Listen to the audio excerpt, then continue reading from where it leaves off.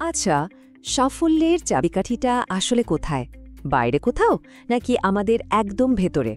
LORA Huang বলছেন, উত্তরটা কিন্তু আমরা আগে থেকেই জানি। আজকের এই আলোচনাতে আমরা ঠিক এই ভেতরের শক্তিটাকে খুঁজে বের করার রাস্তাটা দেখব। তাহলে চলুন শুরু করা যাক। সাফল্যের রহস্যটা কি? এই প্রশ্নটা মাথায় এলে আমরা কি করি? আমরা বাইরে খুঁজতে শুরু করি, তাই না?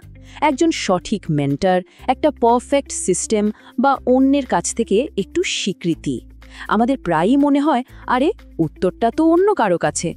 কিন্তু আসলে কি ব্যাপারটা তাই? দেখুন, আমাদের সবার উপরে কিন্তু একটা অদৃশ্য চাপ কাজ করে।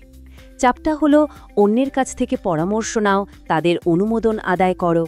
আমরা যখন সফল মানুষদের দেখি তখন আমাদের মনে হয়, বাহ, ওদের দেখানো পথটা তারা করলেই তো লক্ষ্যে পৌঁছে যাওয়া যাবে। কিন্তু সমস্যাটা ঠিক এখানেই। এই যে বাইরের ওপর নির্ভরতা, এটাই কিন্তু আমাদের ভেতরের শক্তিটাকে চিনতে দেয় না।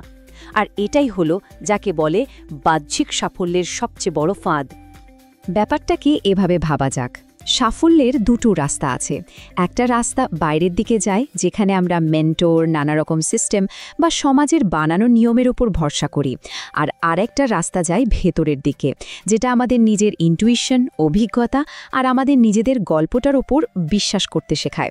আর আজকের আলোচনায় আমরা কিন্তু এই দ্বিতীয় রাস্তাটা নিয়েই কথা বলবো। আর ঠিক এখানেই আমাদের আলোচনার আসল মোড়টা ঘুরছে। বাইরের দুনিয়ায় উত্তর না খুঁজে আমাদের বলা হচ্ছে ভেতরের দিকে তাকাতে। আর বিশ্বাস করুন, এই ছোট পরিবর্তনটাই কিন্তু সবচেয়ে শক্তিশালী একটা ব্যাপার। কথাটা শুনতে হয়তো খুব সহজ লাগছে, তাই না? যে উত্তরটা ভেতরেই আছে। কিন্তু এর গভীরতা কিন্তু অনেক।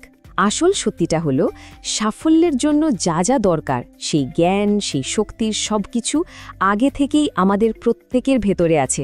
আমাদের কাজ শুধু একটাই, সেটাকে চিনে নেওয়া। এর মানেটা কি দাঁড়ালো?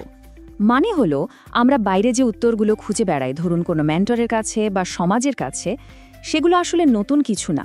সেগুলো আমাদের ভেতরের আওয়াজেরই একটা প্রতিধ্বনি মাত্র।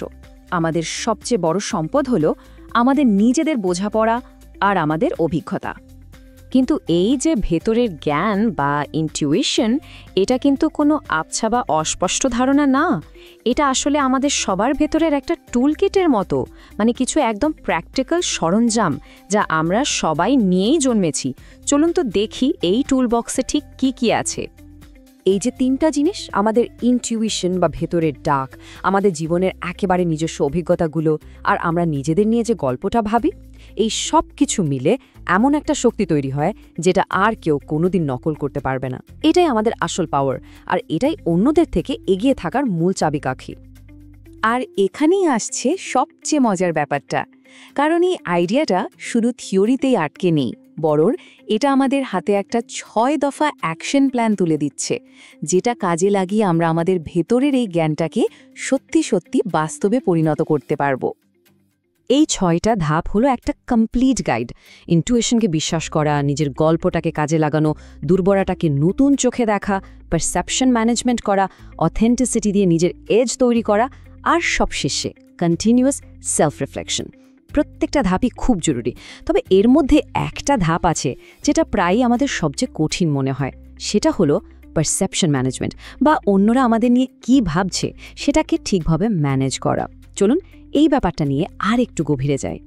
এটার মূল কথাটা খুবই সহজ, শুধু নিজের ওপর বিশ্বাস রাখলেই কিন্তু হবে না। সেই বিশ্বাসটাকে খুব ভালোভাবে অন্যদের কাছেও পৌঁছে দিতে হবে। মানে আমাদের কাজ আর কথার মধ্য দিয়ে এমন একটা ধারণা তৈরি করতে হবে যেটা আমাদের আসল আমিটারই একটা প্রতিফলন হয়।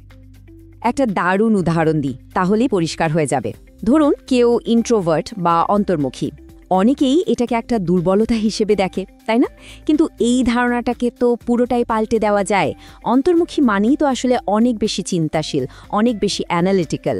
যখন নিজের এই তথাকথিত দুর্বলতাগুলোকে এভাবে নতুন করে দেখা যায়, তখন সেগুলোই কিন্তু হয়ে ওঠে সবচেয়ে বড় শক্তি। তাহলে এই পুরো জার্নিটার শেষ লক্ষ্যটা কি? লক্ষ্যটা হলো নিজের অথেন্টিসিটি বা খাঁটি সত্তার শক্তিটাকে কাজে লাগানো। যখন আমরা ভেতর থেকে একদম জেনুইন থাকি, তখনই আমরা এমন একটা অ্যাডভান্টেজ পাই যেটা আমাদের বাকিদের থেকে এগিয়ে রাখে। সুতরাং সবচেয়ে বড় শিক্ষাটা হলো এটাই, সাফল্যের সেরা অস্ত্রটা বাইরে থেকে জোগাড় করার কিছু নয়, বরং সেটা হলো নিজের ভেতরের শক্তিটাকে চেনা, তাকে বিশ্বাস করা আর সাহসের সাথে সেটাকে সবার সামনে তুলে ধরা। তাহলে এই প্রশ্নটা রইল ভাবার জন্য, আমরা আজ থেকে নিজেদের ভেতরে ঠিক কোন শক্তিটার উপর বিশ্বাস রাখতে শুরু করব? উত্তরটা কিন্তু আমাদের প্রত্যেকের মধ্যেই আছে।